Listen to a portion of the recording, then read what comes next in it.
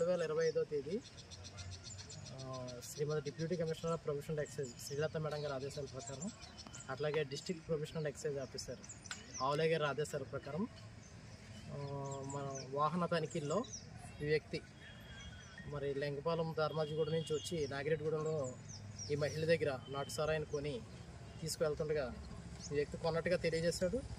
మా విఆర్ఓ గారి సమక్షంలో మేము విచారణ చేస్తే అది ఆ విధంగానే నిరూపైంది. ఈ వ్యక్తి దగ్గర కూడా దొరికింది, ఈ మహిళ దగ్గర కూడా కొంత నాటు సారాయి దొరికింది.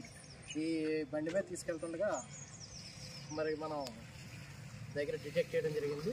వీరిద్దరిపై కూడా A1A2గా కంక్లూషన్గా కేసు రాయడం జరుగుతుంది అని చెప్పి Chintalapudi provisional excise CA Ashok నేను తెలియజేస్తున్నాను.